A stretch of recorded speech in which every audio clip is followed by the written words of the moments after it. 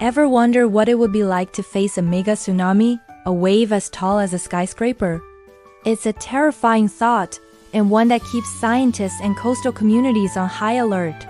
We've seen the devastating power of tsunamis in places like Japan and Indonesia. But what if I told you that predicting the next big one is far more complicated than you might think? Take what happened in July in the remote Kamchatka Peninsula of Russia. A massive earthquake, a magnitude 7.8, ripped through the Earth's crust. This was the sixth largest earthquake recorded anywhere on the planet in the last year. An event of this scale is a classic trigger for a catastrophic tsunami. Naturally, panic set in. Tsunami warnings blared across the Pacific, from Russia all the way to Hawaii. Coastal areas were evacuated, with millions of people holding their breath, waiting for the giant wave. But then, nothing. Well, not exactly nothing. A small tsunami was generated, but the waves were barely a foot high, a huge sigh of relief for sure.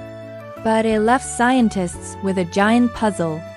Why did such a monstrous earthquake produce such a tiny tsunami? This wasn't a one-off event. We've seen the opposite happen too, where a seemingly smaller earthquake triggers a disproportionately massive and destructive tsunami. It's this unpredictability that makes tsunamis one of nature's most frightening mysteries. So, what's going on here? It turns out that the sheer magnitude of an earthquake is only one piece of the puzzle. The real key lies in how the earthquake moves the seafloor. Imagine the seafloor is like a giant trampoline. For a big wave to form, the earthquake needs to push a huge section of that trampoline straight up, displacing an enormous volume of water. This vertical movement is what kicks off a tsunami.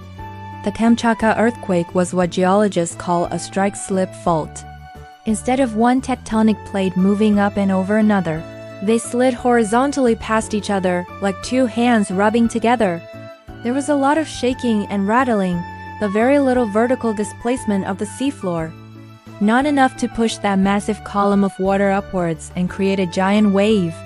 This is fundamentally different from the 2011 Tohoku earthquake in Japan. That was a mega-thrust event, where one plate violently shoved its way under another, causing the seafloor to heave upwards by several meters over a vast area. That colossal uplift is what sent a monstrous wall of water racing towards the coast, with such devastating consequences. The challenge for scientists is that we can't see what is happening on the seafloor in real time. When an earthquake strikes miles beneath the ocean, our initial data is limited. We know the magnitude and the general location, but we don't immediately know the precise mechanics of the fault rupture. Was it a vertical thrust or a horizontal slide? This crucial detail can mean the difference between a minor ripple and a coastal catastrophe. Scientists are racing to develop better technology. They're using a network of deep ocean buoys called dart buoys, which can detect the passage of a tsunami wave in open water and provide more accurate warnings.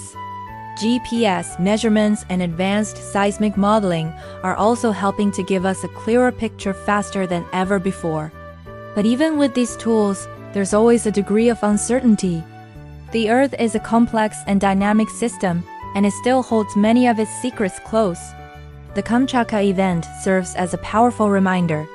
While we should always take tsunami warnings seriously and evacuate when told, it also highlights the incredible complexity of our planet. Predicting nature's fury isn't as simple as reading a number on a scale. It's a detective story being written in real time, deep beneath the waves. The more we learn from events like these, the better we can prepare for the future and protect those living in the shadow of the sea. Thanks for watching. If you found this fascinating, don't forget to like this video and subscribe for more deep dives into the science that shapes our world. Stay curious,